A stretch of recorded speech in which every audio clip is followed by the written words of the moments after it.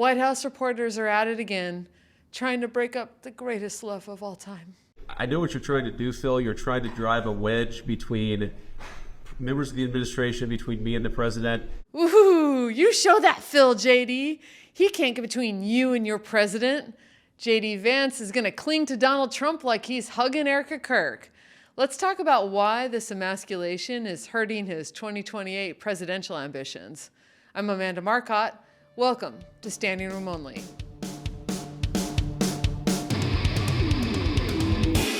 JD is not the alpha male he thinks he is, which sucks for him because that's his entire 2028 presidential strategy. JD built his political brand pretending to be an alpha male for the guise of the manosphere. I don't find it super convincing, but some people like it.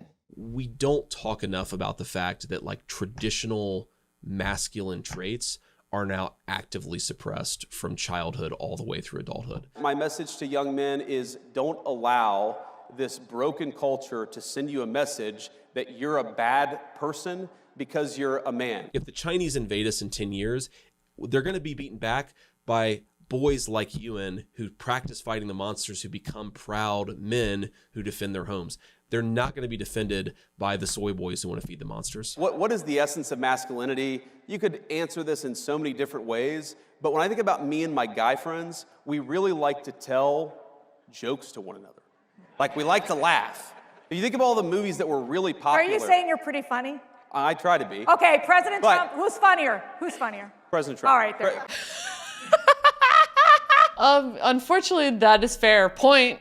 President Trump is funnier, but that's not saying a lot. To me, there's something off about JD's Just One of the Guys act, no matter how many pictures he takes with Jake Paul. He always comes across more like a hectoring bore and not a guy's guy. But what do I know?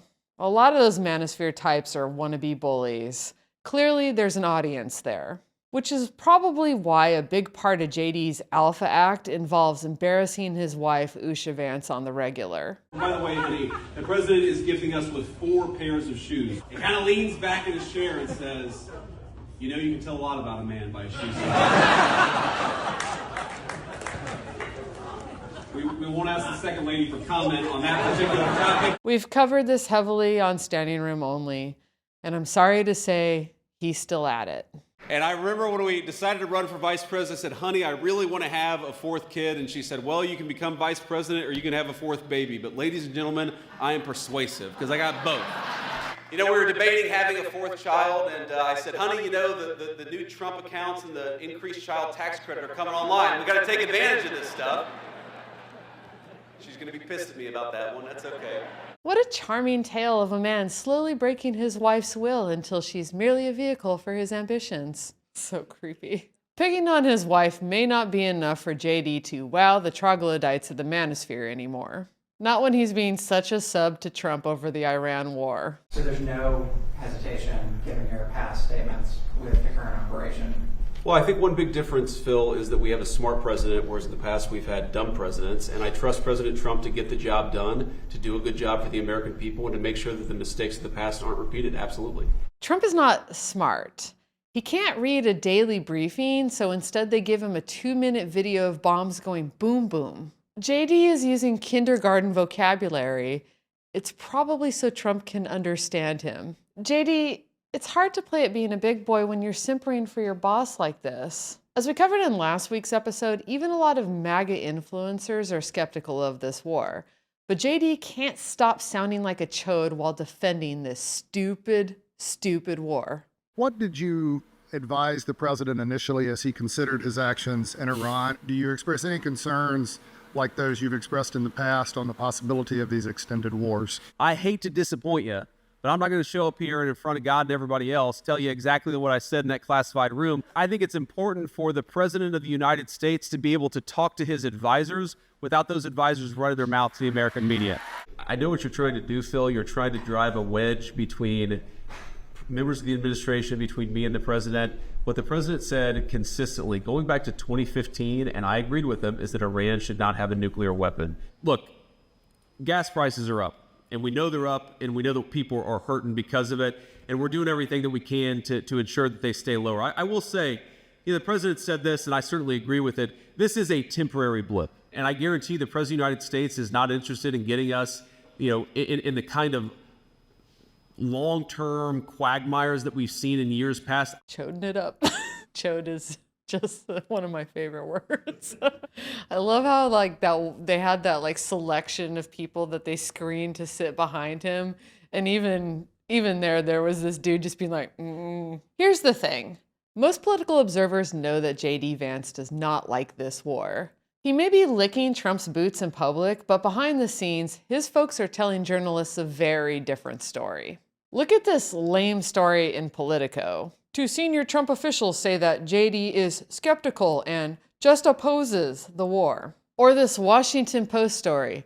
People close to the vice president say that he hopes the war will be over soon. You and me both, bud. Remember, JD wrote an op-ed for the Wall Street Journal in 2023 saying that he's supporting Trump because Trump doesn't start new wars. Vote Trump for world peace. When was the last time that an American president didn't have a major conflict break out? The only answer is during the 4 years that Donald Trump was president. Donald Trump understands economic security is national security. Or did anybody notice that the country and the world were at greater peace under the presidency of Donald Trump than anybody, Democrat or Republican, who came before? If we got to get strong American leadership back in there to bring a little bit of calm back to the world. I'll be talking about JD's hypocrisy during Pass the Mic with my guest, political scientist Scott Lemieux.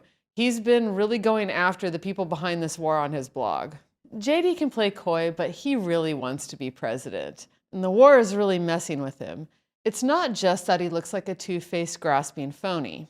He's emasculated. He's debasing himself on camera for crumbs of approval from President Neckrash. Kissing Trump's ass in public and then whining about him behind his back is not exactly alpha behavior, my dude. It's not even working.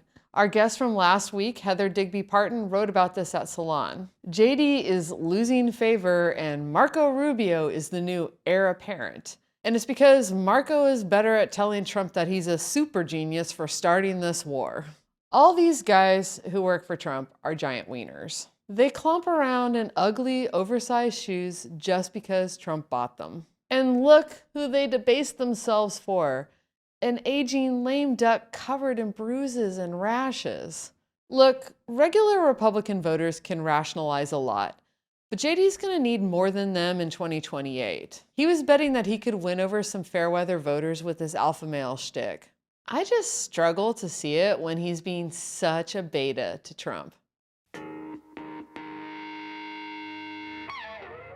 I'd like to welcome Scott Lemieux to the program. Scott is a political science professor at the University of Washington. He's also a blogger at Lawyers, Guns, and Money, and we came up in the blogosphere together, so I'm so excited about this one. Welcome to Standing Room Only, Scott. Thanks so much, Amanda.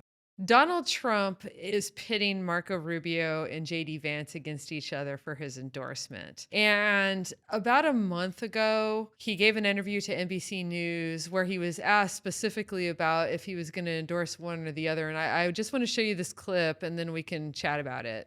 You've suggested that J.D. Vance, Vice President J.D. Vance, and Secretary of State Marco Rubio would be a tough ticket to beat. Who should be at the top of that ticket?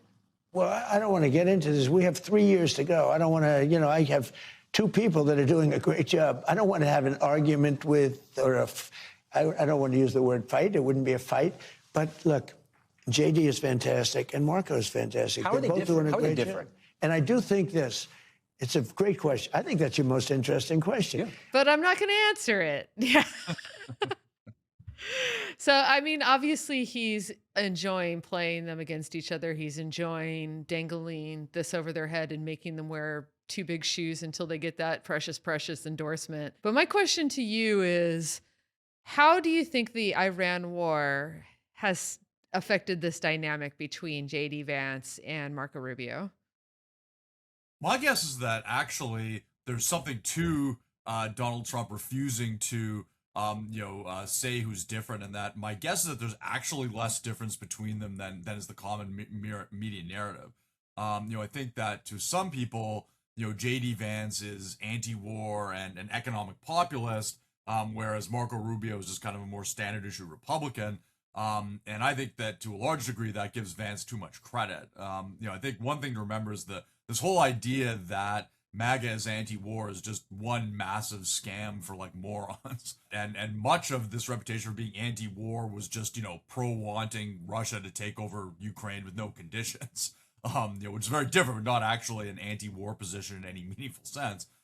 So, it's not, and in economics, I'm even more, J.D. Vance is just a straightforward, like, Peter Thiel acolyte. And if people actually read his book, they would see that it's not we need to have economic empathy for poor people in Appalachia. It's that, they deserve what they get and fuck that, So, that to me, yes. Now, I think it is true that, the Iran war is, uncomfortable. And I actually believe reports that like Vance was skeptical of it. But the reports are also that Rubio was skeptical of it. And Rubio is, a fairly conventional hawk.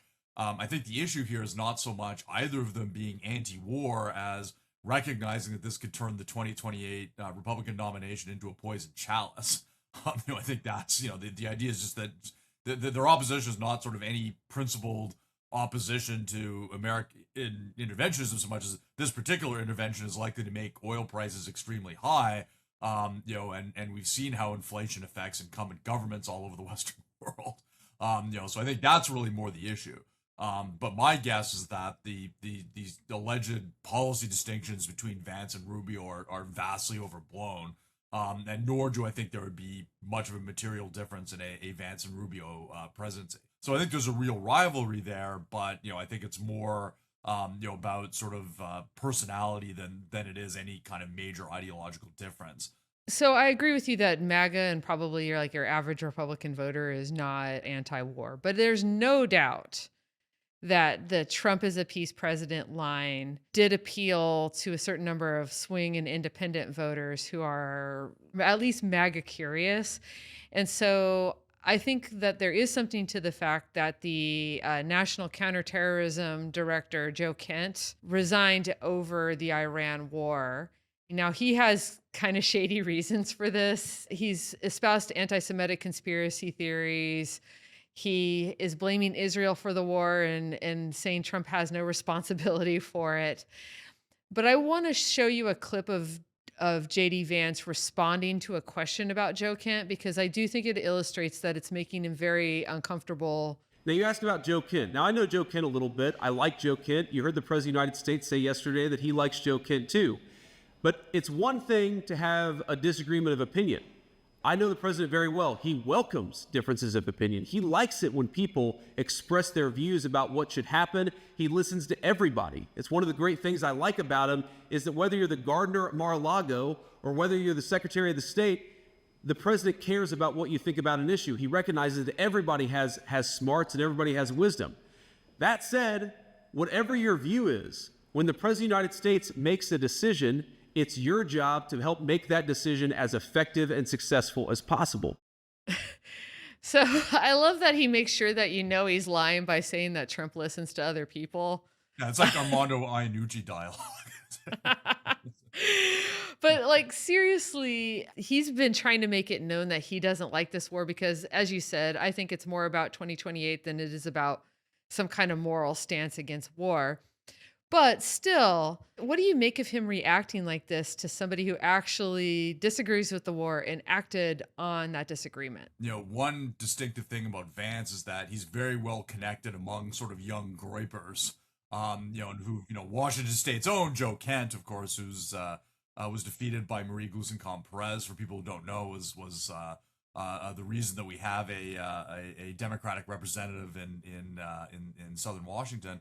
And as you say that, it's great that he opposes the war, but it's for, transparently anti-Semitic. And again, it's very, I have nothing good to say about Netanyahu, but the fact is Israel's wanted the United States to attack Iran for decades, and mysteriously it didn't happen until Donald Trump became president. So, pretty clearly Israel's not it's the constant, not the variable here. If Kamala Harris won, no matter what anybody running at the Atlantic says, we would not be bombing Iran right now. So, and again, I do think that, and one needn't be anti-Semitic to point out that, obviously Israel's taking advantage of this and is going to make it more difficult to end the war. I think that's absolutely true. But, Donald Trump had full agency. We're attacking Iran because he wanted to. Yeah, that's and not. and I think a lot of this is trying to let the voters off the hook too for picking a Yes. guy for voting for Trump, even though they were warned he was going to do something like this. Yeah, and Trump said during the campaign that he wanted to bomb Mexico.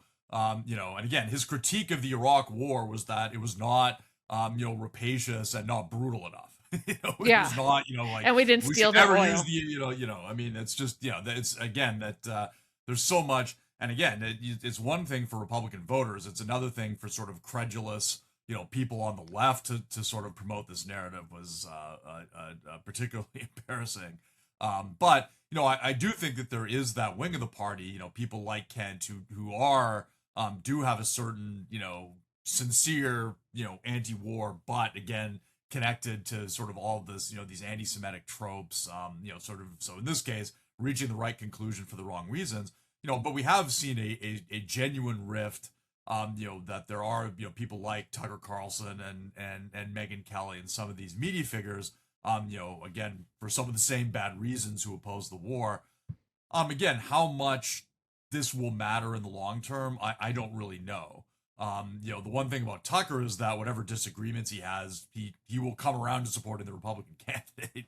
Yeah. And Megyn Kelly, I think, is the same way. So, how much of this is just sound and fury, I'm not sure. Yeah, it's important to understand that a lot of the people that voted for Trump, the marginal voters, they may not vote for a Democrat, but they could vote to stay on the couch. And I'm really tempted right now to make a Vance couch joke, but we're gonna move on. We'll let they write themselves. We'll let the Yeah, listeners let the YouTube commenters fill me in. Yeah. Exactly.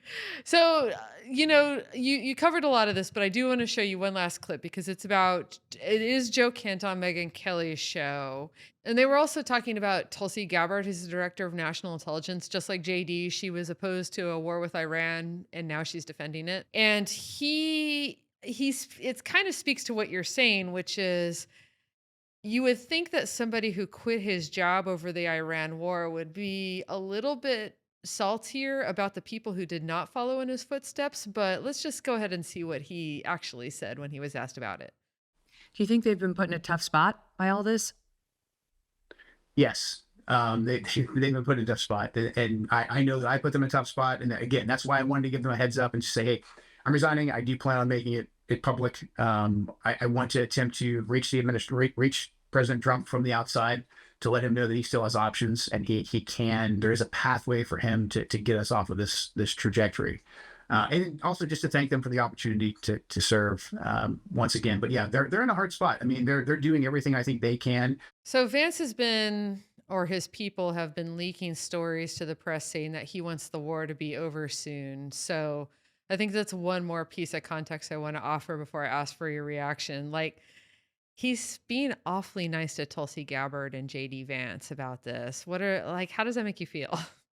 Well, I can sort of understand that. One of the historical counterfactuals that most fascinates me, and whenever I teach about the Supreme Court, I always assign a book about the Supreme Court under LBJ and Nixon, and there's so much about 1968 that could have come out differently. And one of them is this ironies that Hubert Humphrey, who was a much more progressive figure than Robert Kennedy or Eugene McCarthy, was sort of the enemy of the left because of, the Vietnam War. And again, there's pretty good reason to believe that Hubert Humphrey was not a particularly big hawk, but he's the vice president. You're the vice president. You support what the president's doing or you resign. Mm-hmm. Now, I think that Gabbard's in a position where she can resign pretty easily. I mean, it's like now, she's a pretty marginal figure in the administration. And by the way, speaking of, I have not been right about everybody in my 10 years of political analyst, but Tulsi Gabbard, that one I had. Yeah, you had her dead to rights. That was, we should have known what she was all along. I mean, fair enough. Do I expect Vance to resign over this? No. Partly because if he has any presidential, and in this case, the need for Donald Trump's endorsement is almost like, needing, establishment delegates to vote for you in 1968. Basically, you're not you're not winning. Trump's endorsement doesn't guarantee that you'll win, but not getting it pretty much guarantees you're not viable. So, But I will say, watch what happened to Kamala Harris, though. She wouldn't distance herself from Biden backing Netanyahu in Gaza, and I think it's what cost her the election. yeah, no, I mean, but having said that, it puts him in a difficult spot, and I do think, and again, I think that the real tell here is Rubio. Not quite as aggressively, but we're still getting the, Rubio did not like this. Rubio was skeptical. Again, I think that they're both smart enough to know that this is not politically good. I think that's a great place to leave this, Scott. I think JD Vance might be truly cooked, honestly. And But, I don't want to be too optimistic. I'm not going to make too many optimistic predictions, but JD Vance did not, ran well behind the rest of the Republican ticket when he ran in Ohio. I'm absolutely not saying he can't win the presidency, but I have a certain skepticism about how well he's going to play to a national audience to begin with, and this definitely doesn't help. So if we need anything to be a little bit optimistic about, I rarely bring a lot of positivity to these podcasts, especially if I'm coming on to discuss the court. So I like that I can leave it on a slightly optimistic note anyway. All right, so so go ahead, hype yourself, your socials, your blog, everything. Sure, yeah. So we blog regularly at Lawyers, Guns, and Money, one of the last of the old school political blogs. Which features we have Robert Farley, who is much more knowledgeable about foreign policy than I am. We have Paul Campos, who's great on pretty much everything. So we're an all-purpose blog. We discuss a lot of things. We have a much more amateurish podcast. And you can also find me on Blue Skies. Thank you so much for being on Standing Room Only, Scott. Thanks so much, Amanda. Let's hope we can do this again soon. And thank you guys for watching. And don't forget to like and subscribe. It really helps us out. And you can see more videos like this one. And stick around for Encore. I have a great song recommendation this week for you.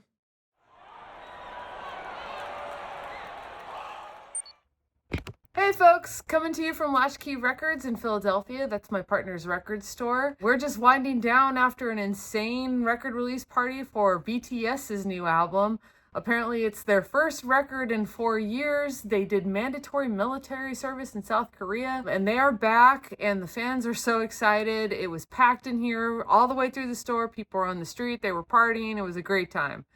But BTS does not need me to make record recommendations for them. They're doing just fine on their own. The one I want to recommend today is another new album, relatively new. This is Play Me by Kim Gordon. She is the bassist and one of the singers from Sonic Youth. She's been solo for a few years now. Don't ask her about why Sonic Youth broke up, but this album's kind of interesting because Kim Gordon is definitely known as a rock musician, an arty rock, punk rock musician.